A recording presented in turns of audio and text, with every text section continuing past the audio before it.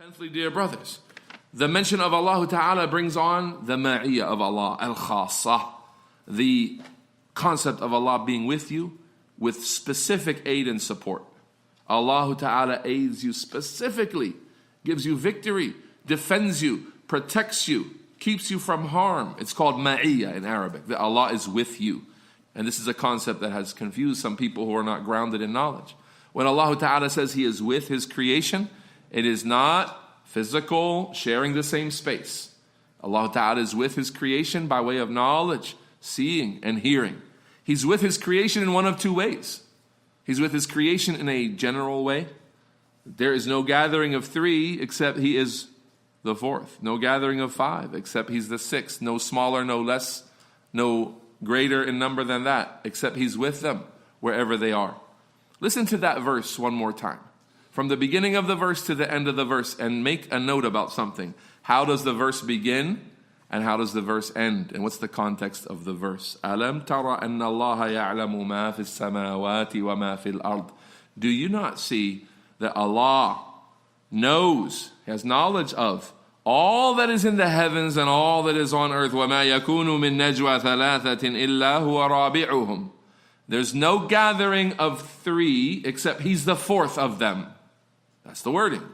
وَلَا خَمْسَةٍ إِلَّا هُوَ سَادِسُهُمْ. And there's no gathering of five except He's the sixth of them. وَلَا أَدْنَى مِنْ ذَلِكَ وَلَا أَكْثَرُ. No less in number than that and no greater in number than that. إِلَّا هُوَ مَعَهُمْ أَيْنَمَا كَانُوا. Except He's with them no matter where they are.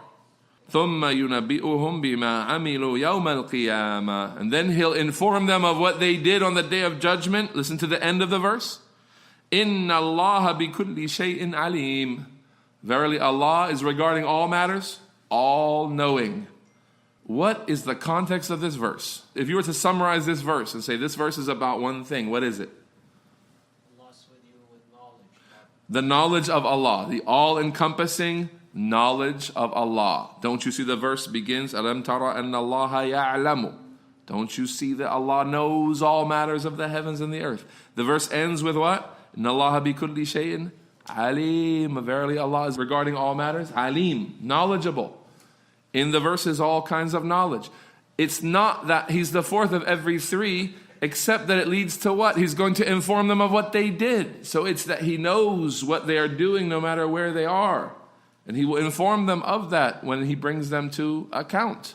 It is not that Allah Ta'ala is within His creation. He is the creator of the creation. And He is above His throne. Ar-Rahmanu ala al-arsh istawa. The ever merciful has ascended above His throne. He has informed us about His place, that He has ascended above His throne. And He has informed us about His Māʿiyyah. He is with His creation. And this withness, being with the creation, doesn't mean He's physically mixed in with their realm. He is in the place where they exist as well. Does not mean that, and there's no indication there. He is above His creation, above His throne, in a manner that befits His majesty. And He is with His creation, no matter where they are, seeing and hearing all that they do. The surah in general, where this ayah is from, this is the 7th verse of Surah Al-Mujadilah. The entire surah is about the knowledge of Allah. The surah begins with the story of Khawla coming to complain to the Prophet sallallahu alayhi wa sallam. قَدْ سَمِعَ اللَّهُ قَوْلَ الَّتِي تُجَادِلُكَ فِي زَوْجِهَا. Allah has certainly heard the complaint of the one who comes to complain about her husband. She's the mujadilah, she's the one who comes to complain. Khawla radiyallahu anha. And so the surah begins with Allah knowing and hearing. And all throughout the surah is Allah sees and hears and knows. And this verse specifically begins with, as the scholars of tafsir say, اُفْتُتِحَتْ بِالْعِلْمِ وَاخْتُتِمَتْ بِالْعِلْمِ.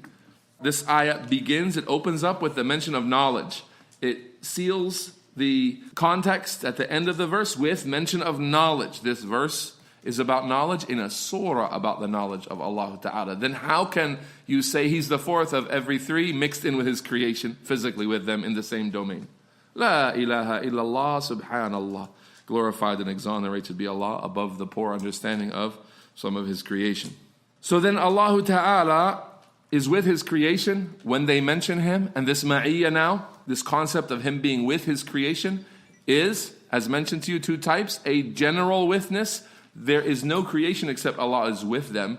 That's not specific to believers or pious people. There is not a disbeliever on the planet or an animal or anything except that Allah sees it, hears it, knows all about its situation to every detail. Nothing ever missed. So then that Māʿiyyah is āmmah. That's general. He's with everyone and He has knowledge and seeing and hearing of every single thing. Then there's a Māʿiyyah khāsa for the awliya of Allah. There is a witness. Allah Ta'ala is with His creation in a way of support, in a way of strengthening, in a way of providing resolve and victory and defending and protecting the servant. Allah is with the pious. Allah is with the patient. Allah Ta'ala is with His prophets and messengers, supporting them, defending them, providing them with aid, and so on. So this is the kind of being with the creation that we understand is a reward for drawing near to Allah and becoming from the pious worshippers of Allah Ta'ala. May Allah make us from them. So then the mention of Allah is one thing that will bring on that status of having Allah Ta'ala with you, meaning with special support and aid.